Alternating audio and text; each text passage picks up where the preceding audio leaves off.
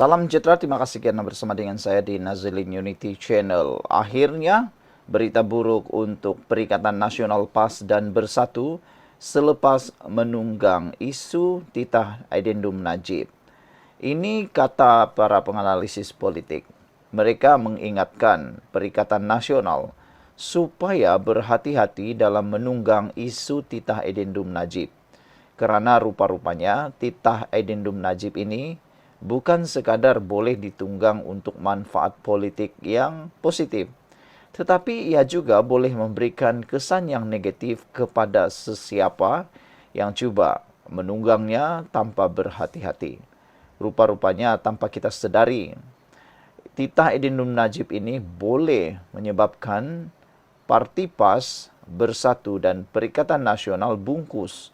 Ini sebabnya dan ini ulasannya, penjelasan daripada para penganalisis politik. Mohon anda semua supaya mengungsikan isu ini supaya semua orang tahu. Rupa-rupanya Perikatan Nasional dalam bahaya besar. Perikatan Nasional boleh makan diri dalam isu titah Addendum Najib. Para penganalisis politik berpendapat isu titah Addendum yang digunakan oleh Perikatan Nasional PN boleh memakan diri mereka. Ini kerana kenyataan mereka boleh juga dianggap menyerang institusi diraja. Pendekatan lantang PN dalam isu itu boleh memakan diri jika kritikan mereka dilihat oleh orang ramai sebagai bertentangan dengan institusi diraja, kata Hisamuddin Bakar dari Ilham Center. PAS dan Perikatan Nasional mesti berhati-hati, kerana sebarang salah langkah boleh membawa kepada tuduhan mengganggu gugat institusi diraja yang dipandang tinggi oleh orang ramai, terutamanya orang Melayu, katanya kepada FMT. Kemarin Perdana Menteri Datuk Seri Anwar Ibrahim mendedahkan bahawa titah Addendum telah diterima oleh Peguam Negara Datuk Ahmad Tarudin Saleh dan telah diserahkan kepada Sultan Ibrahim Sultan Iskandar. Anwar berkata beliau mengelak daripada mengulas mengenai titah itu sebelum ini kerana ia melibatkan kedua-dua yang di-Pertuan Agong semasa dan pendahulunya, iaitu Al-Sultan Abdullah Sultan Ahmad Shah. Penganalisis Azmi Hassan dari Akademi Nusantara pula percaya Anwar menangani serangan PN dengan berkesan. Tidak banyak yang boleh dilakukan mereka dan sekarang kritikan lanjut boleh memakan diri. Tuduhan Perikatan Nasional tentang kerajaan menyembunyikan titah Addendum tidak lagi berdaya maju, kata beliau. Kerajaan Anwar telah menangani isu ini mengikut protokol dan kini Perikatan Nasional PN tiada pilihan lain selain berdiam diri, katanya lagi. Pembangkang akan berada dalam bahaya secara tidak langsung mengkritik Agong yang akan menjadi langkah berbahaya dengan mempersoalkan mengapa perintah tahanan rumah itu tidak dilaksanakan. UMNO pula menggunakan kaedah paling selamat agar Najib mendapat pengampunan penuh, kata beliau lagi. Jadi saudara-saudara sekalian, ini satu perkara pendedahan dan penerangan yang agak jelas dan luar biasa, mudah untuk difahami dan mudah untuk anda kongsikan kepada ramai orang. Mohon sila kongsikan isu ini atau penjelasan ini kepada semua orang, terutamanya makcik-makcik, pakcik-pakcik, uncle-uncle, anti-anti, atuk-atuk, nenek-nenek yang tak berapa faham. Kerana biasalah, golongan ini seringkali mudah untuk ditipu maupun dibohongi dengan isu-isu sedemikian rupa. Mereka, golongan-golongan atuk-atuk, makcik-makcik ini kadang-kadang hanya terima dan terus percaya.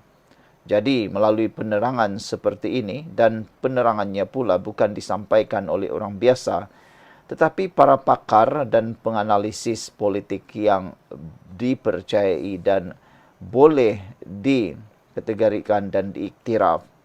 Jadi, itu sebabnya Perikatan Nasional kena berhati-hati. Rupa-rupanya isu titah Addendum boleh memakan diri Perikatan Nasional. Dan tepatlah apa yang dikatakan oleh pengulas politik ini bahwa Anwar Ibrahim berjaya menangani isu titah edendum dengan berkesan sekali.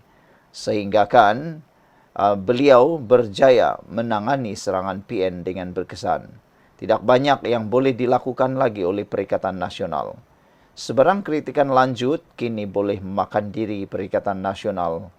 Tuduhan PN tentang kerajaan menyembunyikan titah edendum tidak akan lagi berdaya maju. Kerajaan Anwar telah menangani isu ini mengikut protokol dan kini PN tiada pilihan lain selain berdiam diri. Pembangkang akan berada dalam bahaya besar secara tidak langsung jika terus bercakap titah edendum ini dan secara tidak langsung seperti mengkritik Agong yang akan menjadi langkah berbahaya dengan mempersoalkan mengapa perintah tahanan rumah itu tidak dilaksanakan. Sekian dulu untuk kali ini. Jangan lupa tinggalkan komen Anda. Salam sejahtera. Terima kasih karena bersama dengan saya di Nazilin Unity Channel. Disangkakan panas sampai ke petang, rupanya hujan di tengah hari. Wah, itu boleh disimpulkan dengan laporan berita di Malaysia kini ini. Najib baru-baru ini, bukan Mahathir. Najib baru-baru ini telah menang di Mahkamah Tinggi dengan keputusan 2-1 dalam kes titah edendum beliau. Namun ramai maci-maci, paci-paci yang salah anggap. Mereka kata Najib terus menang dan boleh dimasukkan tahanan rumah. Sebenarnya yang berlaku ialah Najib baru berjaya mendapatkan kebenaran semakan untuk mengesahkan titah edendum itu. Belum lagi pelaksanaannya di dalam tahanan rumah.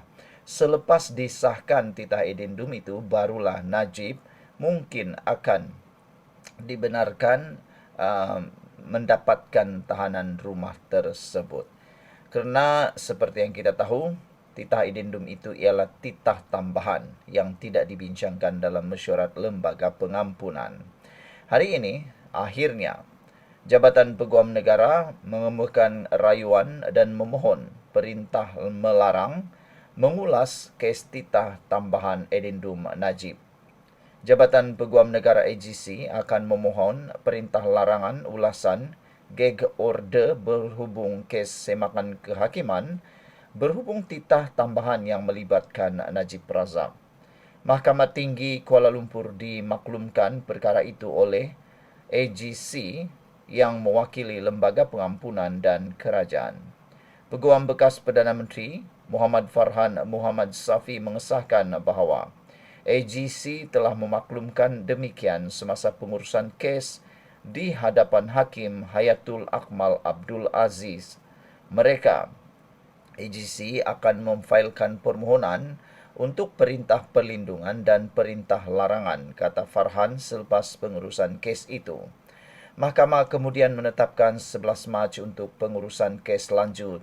Najib memohon semakan kehakiman bagi menguatkuasakan dakwaan titah tambahan yang membolehkan dia menjalani baki hukuman penjara 6 tahun sebagai tahanan rumah. Sebelum ini, Mahkamah Tinggi menolak permohonan Najib untuk memulakan semakan kehakiman atas alasan afidavit sokongan oleh Timbalan Perdana Menteri Ahmad Zahid Hamidi dan Menteri Besar Pahang Wan Rosdi Wan Ismail tidak boleh diterima sebagai bukti. Namun Mahkamah Rayuan membatalkan keputusan tersebut dan memberi kebenaran bagi mendengar permohonan Najib untuk didengar. Mahkamah juga membenarkan Najib menggunakan afidavit anaknya Nizar yang mendakwa Istana Pahang mengesahkan kewujudan titah tambahan. Pada 29 Januari tahun lalu, Lembaga Pengampunan memaklumkan bahawa hukuman penjara ke atas Najib dikurangkan daripada 12 tahun kepada 6 tahun dan denda daripada 210 juta kepada 50 juta ringgit. Najib kemudian mendakwa terdapat titah tambahan yang membolehkan dia menjalani hukuman di rumah dan bukan di penjara Kajang. Hukuman ini berkaitan kes salah guna kuasa, pecah amanah, pengubahan wang haram, melibatkan penyelewengan RM42 juta dana SRC internasional.